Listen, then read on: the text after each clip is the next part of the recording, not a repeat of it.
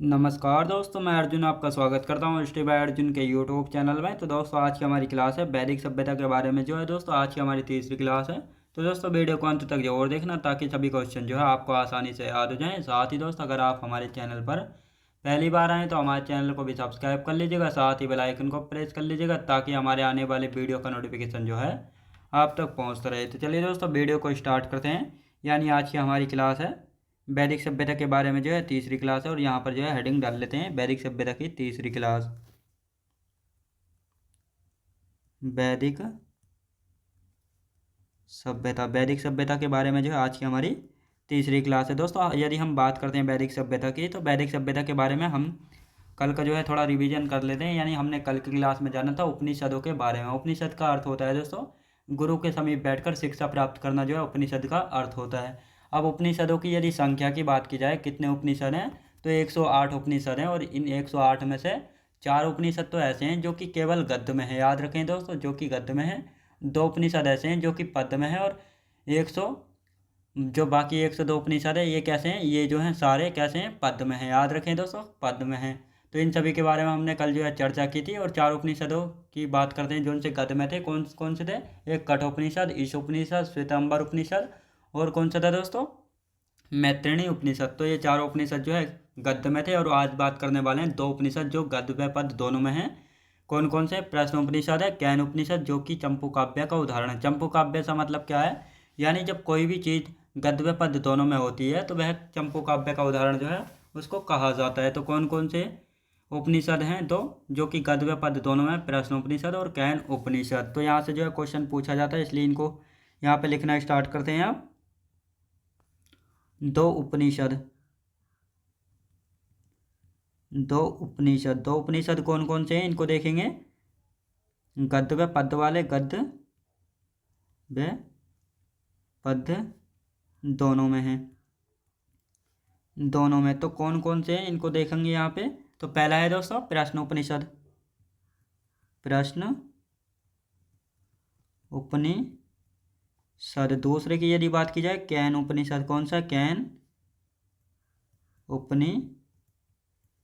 तो ये दोनों उपनिषद जो है दोस्तों गद्य व पद्य दोनों में है। और ये चंपू काव्य का उदाहरण है, चंपू काव्य का उदाहरण है। याद रखें दोस्तों, चंपू काव्य का जो है उदाहरण है, ये आपको अच्छे से याद रखना। अब आते हैं दोस्तों सबसे बड़ा उपनिषद कौन सा है। तो सबसे बड़े उपनिषद की यदि बात की जाए तो बृहदारण्यक उपनिषद जो है सबसे बड़ा उपनिषद है। और यहाँ से जो है कौन कौन से संवाद लिए गए हैं? गार्गी व याज्ञवल्क्य संवाद, याज्ञवल्क्य, मैत्रेयी और कात्यायनी संवाद, और तमसो माँ ज्योतिर्गम्य, तमसो माँ ज्योतिर्गम्य, ये तीनों संवाद जो है कहाँ से लिए गए हैं, यानी किस उपनिषद से लिए गए हैं। तो आपको पता होना चाहिए बृहदारण्यक उपनिषद से जो है इन तीनों संवादों को जो है लिया गया है। कई बार यहाँ से पूछा गया है कि गार्गी व याज्ञवल्क्य संवाद किस उपनिषद से लिया गया है। तो बृहदारण्यक उपनिषद से लिया गया है, जो कि सबसे बड़ा उपनिषद है। याज्ञवल्क्य, मैत्रेयी, कात्यायनी संवाद कहाँ से लिया गया है? बृहदारण्य उपनिषद से। तमसोमा ज्योतिर्गम्य उपनिषद, ये संवाद कहाँ से लिया है? तो ये भी बृहदारण्यक उपनिषद से जो है लिया गया है। अभी इसको यहाँ पे लिखते हैं सबसे बड़ा उपनिषद, सबसे बड़ा उपनिषद। तो सबसे बड़ा उपनिषद कौन सा है? तो इसको यहाँ पे लिखेंगे बृहदारण्यक उपनिषद, बृहदारण्यक उपनिषद। बृहदारण्यक उपनिषद जो है सबसे बड़ा उपनिषद है। और यहाँ से जो है कौन कौन से संवाद जो है लिए गए हैं, तो इनको यहाँ पे देख लेते हैं। पहला है दोस्तों गार्गी, गार्गी व याज्ञवल्क्य, याज्ञवल्क्य संवाद कहाँ से लिया गया है? बृहदारण्य उपनिषद से जो है इसको लिया गया है। फिर है दोस्तों याज्ञवल्क्य,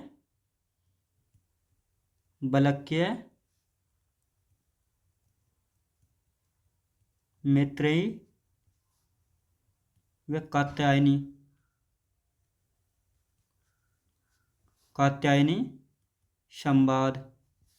और तीसरा संवाद कौन सा है दोस्तों? तमसो माँ ज्योतिर्गम्य, तमसो माँ ज्योतिर्गम्य। ज्योतिर्गम्य। तो ये संवाद, तीनों संवाद जो है कहाँ से लिए गए, तो यहाँ पर बात करते हैं दोस्तों। यानी दो उपनिषद ऐसे हैं जो कि गद्य व पद्य दोनों में, कौन कौन से, प्रश्न उपनिषद, कैन उपनिषद, जो कि चंपू काव्य का उदाहरण है। सबसे बड़े उपनिषद की यदि बात की जाए बृहदारण्यक उपनिषद है, और यहाँ से जो है कौन कौन से संवाद जो है लिए गए हैं, गार्गी व याज्ञवल्क्य संवाद, याज्ञवल्क्य मैत्रेयी और कात्यायनी संवाद, तमसोमा ज्योतिर्गम्य संवाद। ये तीनों संवाद कहाँ से लिए गए, बृहदारण्यक उपनिषद से जो है लिए गए, और ये जो है सबसे बड़ा उपनिषद है। अब आते हैं दोस्तों, सबसे छोटा उपनिषद कौन सा है, मांडुक्य उपनिषद जो है सबसे छोटा उपनिषद है। सबसे पुराना उपनिषद कौन सा है, छांदोग्य उपनिषद है। मुंडकोपनिषद क्या है दोस्तों, मुंडकोपनिषद कहाँ से लिया गया है, तो मुंडकोपनिषद से जो है सत्यमेव जयते लिया गया है। जिस प्रकार अभी हमने जाना है बृहदारण्यक उपनिषद से जो है तमसोमा ज्योतिर्गम्य संवाद जो है लिया गया है, तो इसी प्रकार जो है मुंडकोपनिषद से जो है सत्यमेव जयते शब्द को जो है लिया गया है। तो अब यहाँ पर लिखेंगे कि सबसे छोटा उपनिषद और सबसे पुराना उपनिषद कौन सा है, तो लिखेंगे सबसे छोटा उपनिषद। सबसे छोटा उपनिषद कौन सा है, और सबसे बड़ा उपनिषद, सबसे बड़ा तो हो गया दोस्तों बृहदारण्यक उपनिषद। अब आते हैं सबसे पुराना उपनिषद। सबसे पुराना उपनिषद कौन सा है, तो आपको याद रखना है ना, छांदोग्य उपनिषद सबसे पुराना उपनिषद, सबसे पुराना उपनिषद। अब आते हैं मुंडकोपनिषद।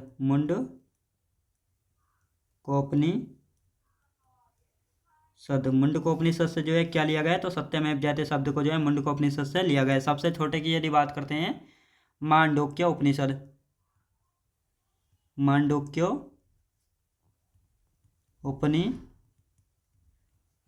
उपनिषद कहाँ से लिया गया है, सबसे मांडुक्य उपनिषद जो है दोस्तों सबसे छोटा उपनिषद है छांदोग्य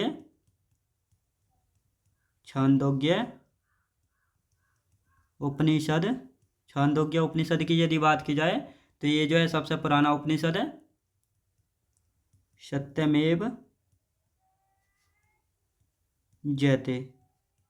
ये शब्द कहाँ से लिया गया है, तो सत्यमेव जयते शब्द जो है मुंडकोपनिषद से जो है लिया गया है। यानी बात करते हैं दोस्तों सबसे छोटा उपनिषद कौन सा है, तो मांडुक्य उपनिषद जो है सबसे छोटा उपनिषद है। सबसे पुराना उपनिषद कौन सा है, छांदोग्य उपनिषद जो है सबसे पुराना उपनिषद है। मुंडकोपनिषद से जो है कौन सा शब्द लिया गया है, तो सत्यमेव जयते शब्द जो है कहाँ से लिया गया है, मुंडकोपनिषद से जो है लिया गया है। अब आते हैं दोस्तों वेदों की यदि बात करते हैं, यानी यहाँ पर हम देखेंगे वेद, तो वेदों की संख्या कितनी है। वेदों की यदि बात की जाए, हमने पिछली क्लास में जाना है वेदों का संकलन किसने किया है, महर्षि वेदव्यास जी के द्वारा जो है वेदों का संकलन जो है किया गया है। अब वेदों की संख्या की यदि बात की जाए तो 4 वेद हैं, ऋग्वेद, सामवेद, यजुर्वेद और अथर्ववेद।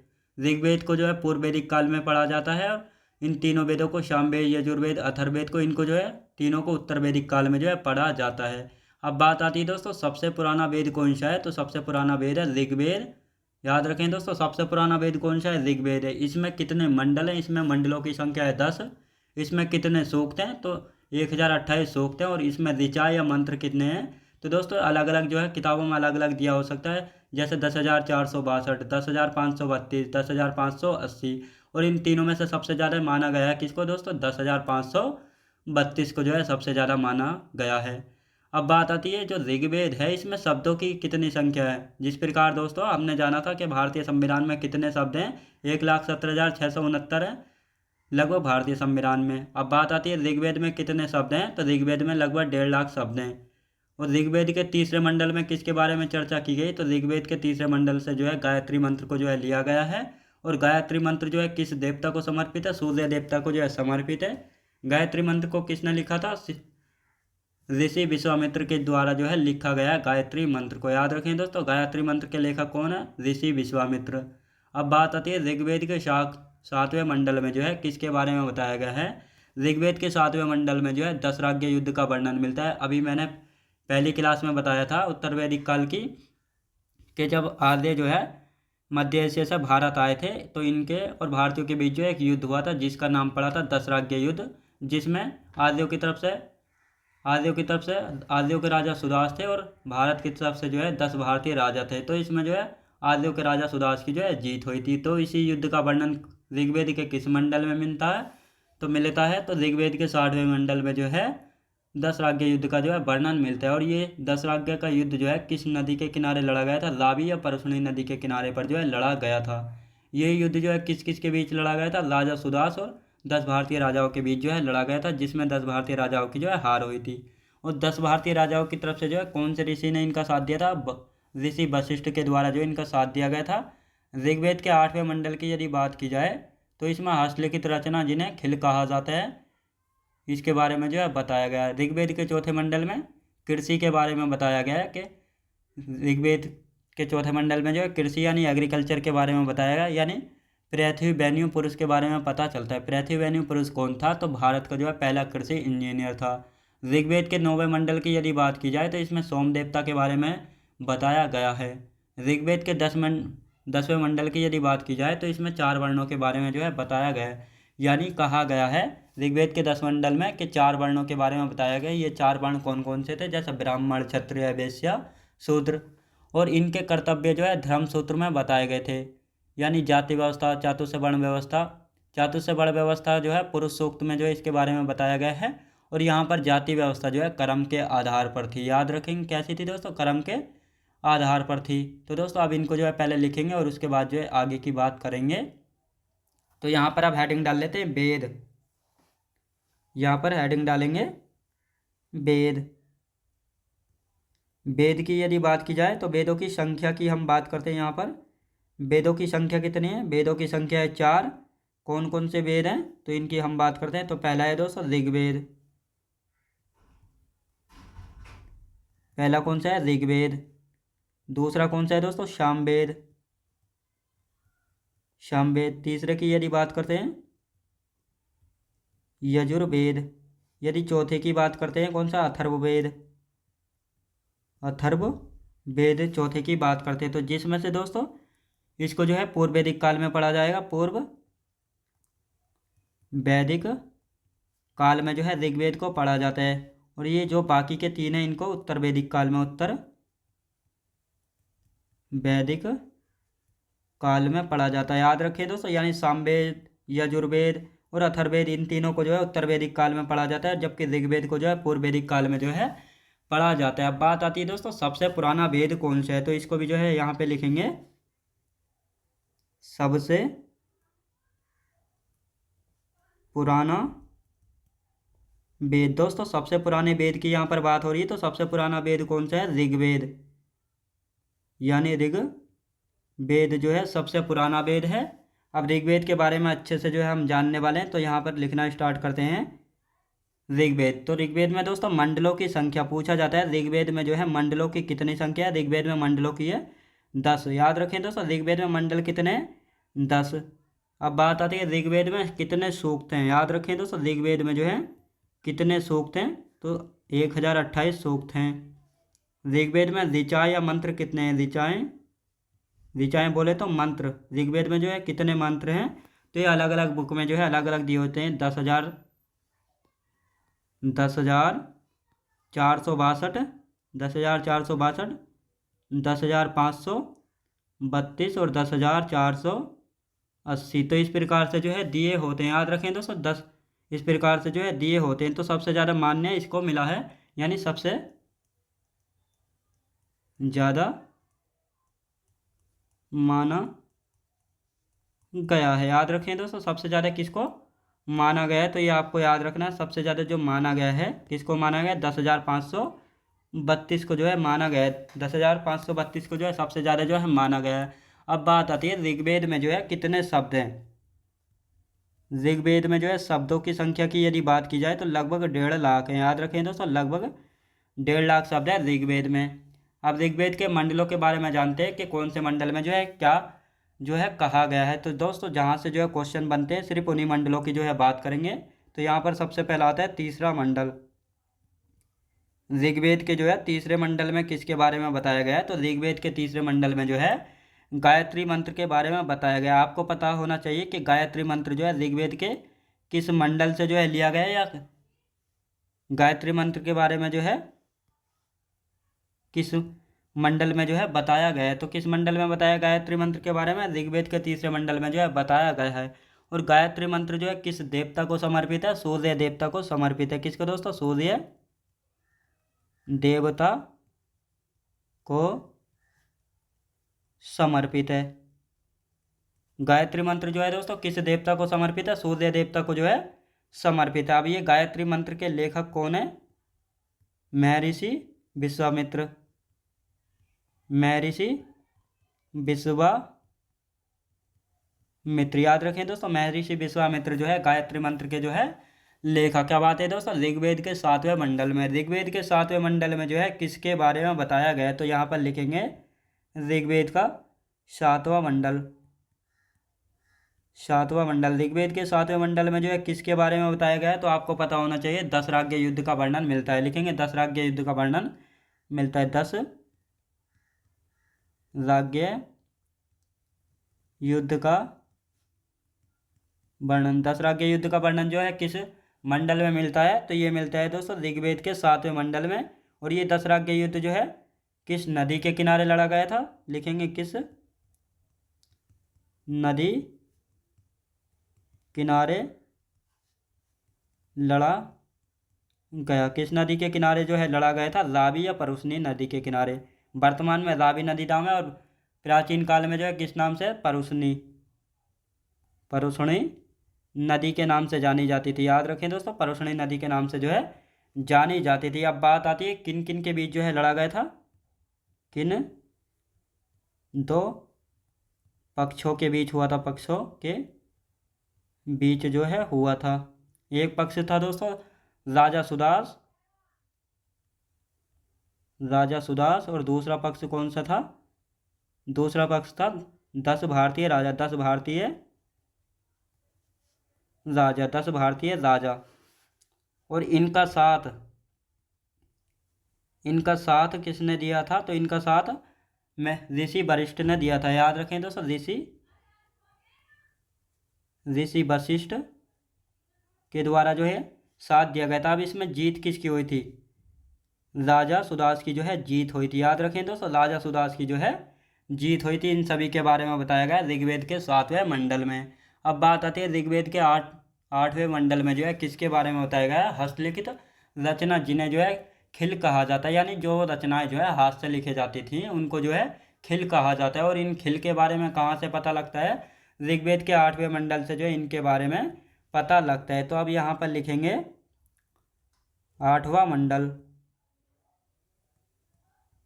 8वें मंडल में जो है हस्तलिखित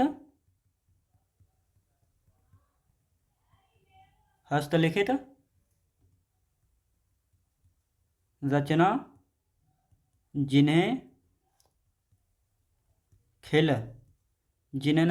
खिल कहा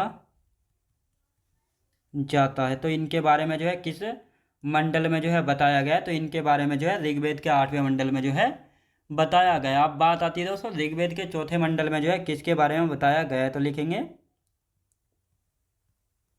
4था मंडल। ऋग्वेद के 4थे मंडल में जो है कृषि यानी एग्रीकल्चर के बारे में जो है बताया गया। किसके दोस्तों? कृषि यानी एग्रीकल्चर के बारे में जो है बताया गया। और साथ ही दोस्तों ऋग्वेद के 4थे मंडल से जो है पृथ्वी बेन्यू पुरुष के बारे में पता चलता है। किसके? पृथ्वी बेन्यू पुरुष के बारे में पता चलता है। पृथ्वी बेन्यू के बारे में जो है पता चलता है। और ये पृथ्वी बेन्यू पुरुष कौन था? तो ये भारत का पहला कृषि इंजीनियर था। लिखेंगे भारत का पहला कृषि इंजीनियर था। याद रखें दोस्तों, भारत का जो है पहला कृषि इंजीनियर कौन था? तो पृथ्वी बेन्यू था, जिसके बारे में ऋग्वेद के 4थे मंडल से जो है पता लगता है। अब बात आती है ऋग्वेद के 9वें मंडल में जो है किसके बारे में बताया गया है? तो यहाँ पर लिखेंगे 9वां मंडल। 9वें मंडल में जो है किसके बारे में पता लगता है? सोम देवता के बारे में। सोम देवता के बारे में जो है कहाँ से पता लगता है? तो ऋग्वेद के 9वें मंडल से जो है सोम देवता के बारे में जो है पता लगता है। अब आते हैं दोस्तों ऋग्वेद का 10वां मंडल। सबसे ज़्यादा पूछा जाता है ऋग्वेद के 10वें मंडल से, तो आपको अच्छे से इसको याद रखना है। ऋग्वेद का 10वां मंडल। यहाँ से जो है दोस्तों किसके बारे में पता लगता है, तो 4 वर्णों के बारे में, यानी चातुश्र वर्ण व्यवस्था या जाति व्यवस्था के बारे में कहाँ से पता लगता है, तो ऋग्वेद के 10वें मंडल से जो है पता लगता है। लिखेंगे चार वर्णों के 4 वर्णों के बारे में, 4 वर्णों के बारे में जो है यहीं से पता लगता है। कौन कौन से 4 वर्ण हैं, पहला है ब्राह्मण, दूसरा दोस्तों क्षत्रिय, तीसरे वैश्य, चौथा शूद्र। इन 4 वर्णों के बारे में जो है कहाँ से पता लगता है, ऋग्वेद के 10वें मंडल से। अब दोस्तों इनके कर्तव्य जो है, इनके कर्तव्य कहाँ पर बताए गए हैं, धर्म सूत्र में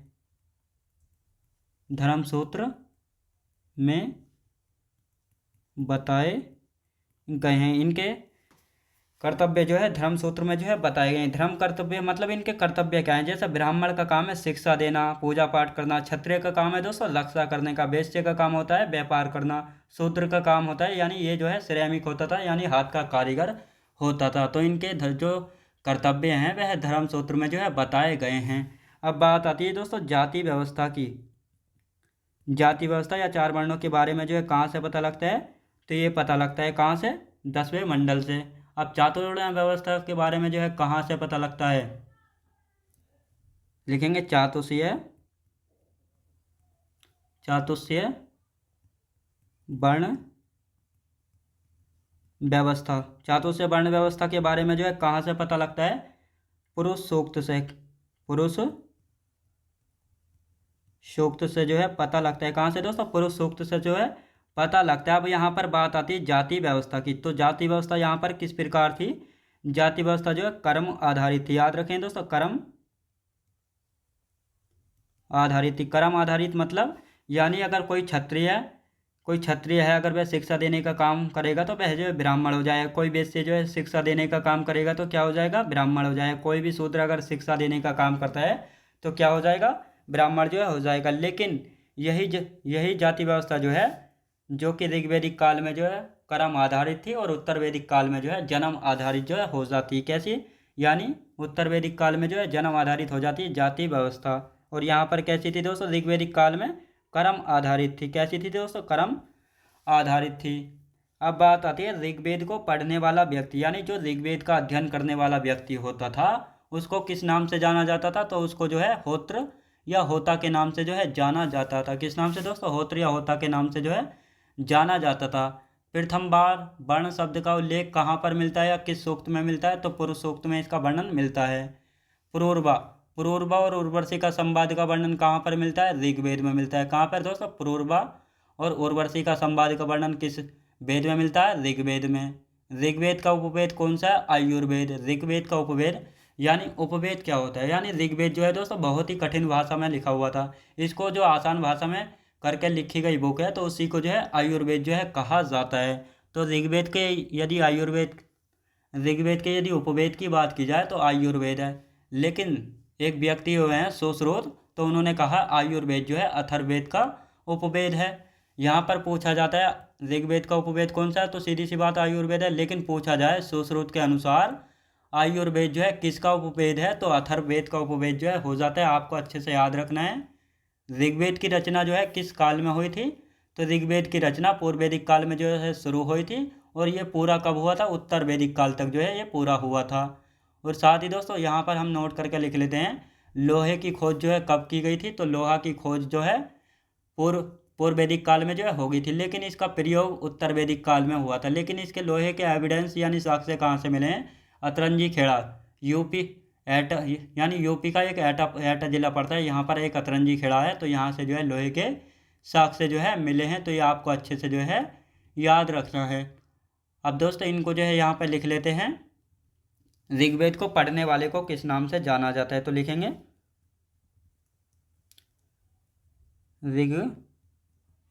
ऋग्वेद को पढ़ने वाला, ऋग्वेद को पढ़ने वाले को क्या कहते हैं, होत्र या होता कहा जाता है ऋग्वेद को पढ़ने वाले को। अब बात आती है दोस्तों प्रथम बार वर्ण शब्द का उल्लेख कहाँ पर मिलता है? प्रथम बार वर्ण शब्द का उल्लेख, प्रथम बार वर्ण शब्द का उल्लेख मिलता है तो कहाँ पर मिलता है? पुरुष सूक्त में। कहाँ पे दोस्तों? पुरुष सूक्त में मिलता है। कहाँ पे दोस्तों? पुरुष सूक्त में जो है प्रथम बार इसका वर्णन जो है मिलता है वर्ण शब्द का। अब बात आती है ऋग्वेद का उपवेद। ऋग्वेद का उपवेद, ऋग्वेद के उपवेद की यदि बात की जाए तो आयुर्वेद, आयुर्वेद जो है ऋग्वेद का उपवेद है। लेकिन सुश्रुत के अनुसार आयुर्वेद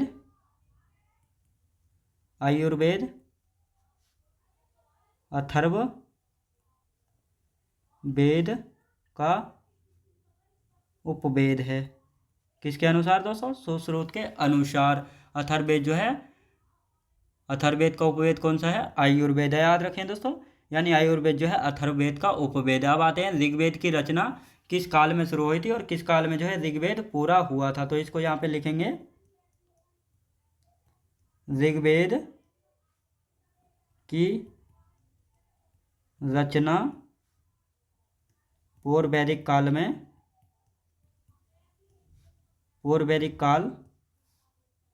में शुरू हुई थी। और पूरा कब हुआ था? पूरा हुआ था दोस्तों? पूरा उत्तर वैदिक काल में, उत्तर वैदिक काल में जो है ये पूरा हुआ था, यानी कंप्लीट जो है हुआ था। अब यहाँ पर दोस्तों नोट करके लिख लेते हैं, नोट करके लोहे की यदि बात की जाए खोज कब हुई थी? खोज हो गई थी, यानी लोहा की खोज जो है कब हो गई थी? तो लोहा की खोज जो है दोस्तों पूर्व वैदिक काल में जो है लोहे की खोज जो है हो गई थी। लेकिन प्रयोग यानी यूज की यदि बात की जाए, प्रयोग यानी यूज कब हुआ था? उत्तर वैदिक काल में, उत्तर वैदिक काल में जो है खोज हुई थी। साक्ष्य यानी एविडेंस कहाँ से मिले? साक्ष्य यूपी के एटा में अतरंजी खेड़ा से, अतरंजी खेड़ा से जो है साक्ष्य मिले हैं। अब दोस्तों इसका एक बार रिवीजन करेंगे ताकि सभी कुछ जो अच्छे से आपको याद हो जाए। तो यहाँ पर हम बात करते हैं वेदों की। तो दोस्तों वेदों की यदि बात करते हैं, वेदों की संख्या कितनी है? वेदों की संख्या है 4। कितनी है दोस्तों? वेदों की संख्या है 4। कौन कौन से हैं? ऋग्वेद है जो कि पूर्व वैदिक काल में इसको पढ़ा जाएगा। दूसरा है दोस्तों सामवेद, तीसरा है यजुर्वेद, चौथा है अथर्ववेद। इन तीनों को जो है उत्तर वैदिक काल में जो है इनके बारे में पढ़ा जाएगा। अब आते हैं दोस्तों सबसे पुराने वेद की यदि बात की जाए तो ऋग्वेद जो है सबसे पुराना वेद है। ऋग्वेद में मंडलों की संख्या की बात की जाती है तो 10 मंडल है ऋग्वेद में। सूक्तों की यदि बात की जाए 1028 इसमें सूक्त हैं। ऋचा या मंत्र की यदि बात की जाए तो 10,462, 10,532, 10,480 और सबसे ज़्यादा 10,532 को जो है माना जाता है। ऋग्वेद में यदि शब्दों की बात की जाए तो 1.5 लाख शब्द हैं लगभग ऋग्वेद में। तीसरे मंडल में गायत्री मंत्र के बारे में बताया गया है जो कि सूर्य देवता को समर्पित है। लेखक कौन है? महर्षि विश्वामित्र के द्वारा जो है गायत्री मंत्र लिखा गया है। 7वें मंडल में दशराज्य युद्ध के बारे में वर्णन मिलता है। किस नदी के किनारे लड़ा गया था? लावी और परुषणी नदी के किनारे जो है लड़ा गया था। किन दो पक्षों के बीच लड़ा गया था? एक तरफ आर्यों के राजा सुदास थे और दूसरी तरफ 10 भारतीय राजा थे, जिसमें से 10 भारतीय राजाओं की हार हुई थी और जीत हुई थी राजा सुदास की। और साथ ही जो 10 भारतीय राजा थे इनका ऋषि वशिष्ठ ने जो है साथ दिया था। याद रखेंगे। ऋग्वेद के 8वें मंडल में जो है हस्तलिखित रचना जिन्हें खिल कहा जाता है इनके बारे में जो है बताया गया है। ऋग्वेद के 4थे मंडल में जो है कृषि यानी एग्रीकल्चर के बारे में जो है पता लगता है। और साथ ही यहाँ से जो है पृथ्वी बेन्यू पुरुष के बारे में पता लगता है जो कि भारत का जो है पहला कृषि इंजीनियर था।